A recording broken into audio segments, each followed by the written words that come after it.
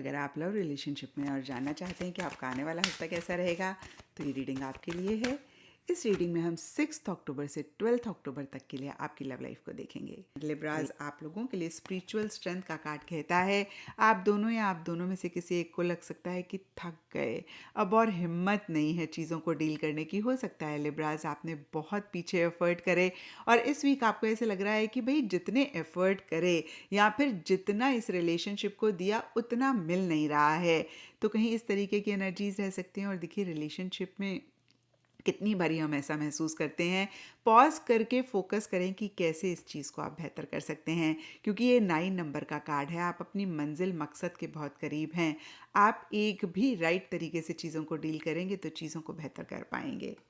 And Scorpios आप लोगों के लिए प्रॉस्पेरिटी बिगिंस का कार्ड कहता है किसी भी लेवल पे किसी भी तरीके से नई बिगनिंग हो सकती है और ये नई बिगनिंग प्रॉस्पेरस सी एनर्जीज लाती हुई दिख रही है, स्टेबिलिटी सिक्योरिटी लाती हुई दिख रही है। कुछ के लिए बड़े लेवल पे नई बिगनिंग हो सकती है और बहुत सारे लोगों के लिए छोटी मोटी सी कोई भी नई बिगनिंग हो सकती है, या फिर कुछ ऐसा हो रहा है जिससे एक अगेन मैं कहूँगी प्रॉस्पेरस सी एनर्जीज हैं, स्टेबिलिटी सिक्योरिटी इस रिलेशनशिप में आ रही है। या फिर कुछ के लिए कैसे स्टेबिलिटी सिक्योरिटी आए उस पर ज़्यादा आप लोग फोकस कर रहे हैं।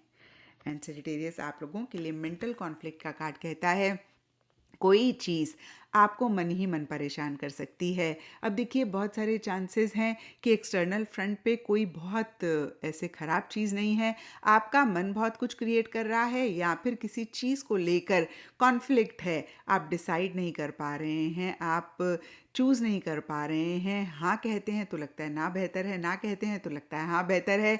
हाँ या ना में या फिर किसी भी दो चीज़ों में थोड़ा सा अटका हुआ आप इस वीक महसूस कर रहे हैं।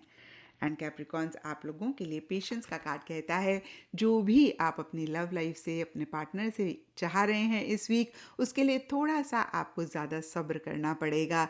यानी कि अभी जो आप चाह रहे हैं वो आपको मिलता हुआ नहीं दिख रहा है, या फिर मैं ऐसा भी कह सकती हूँ कि इस वीक जो आप चाह रहे हैं वो आपको मिलता हुआ नहीं दिख रहा है। कहीं एक वेटिंग वाली एनर्जीज रहती हुई दिख रही हैं, यानी कि थोड़ा सा सब्र, थोड़ा सा इंतज़ार आपको और करना पड़ सकता है। और ओवरऑल फिर से मैं कहूँगी इस वीक नई चीज़ें होती हुई दिख रही हैं, क्योंकि हम सिर्फ और सिर्फ इस वीक के लिए देख रहे हैं। एंड एक्वेरियस आप लोगों के लिए द वेटिंग गेम का कार्ड कहता है कि किसी चीज़ का इंतज़ार बहुत टाइम से आप कर रहे हैं या फिर इस वीक के लिए आपको रह रहा है।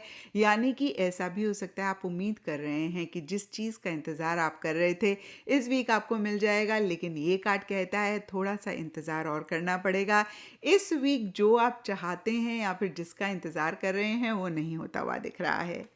एंड पाइसेस आप लोगों के लिए ट्रुथ का कार्ड कहता है थोड़ा सा लॉजिकली चीज़ों को एनालाइज कर रहे हैं। इस वीक सच जानने पे फोकस रह रहा है या फिर कोई सच आपको पता लग रहा है, और कहीं ओवरऑल के लिए क्लैरिटी आती हुई दिख रही है। और इसी क्लैरिटी की वजह से कुछ पाइसेस के लिए एंडिंग बिगनिंग भी किसी चीज़ को लेकर रह सकती है, यानी कि कोई चीज़ एंड हो रही है और कोई नई बिगनिंग हो रही है।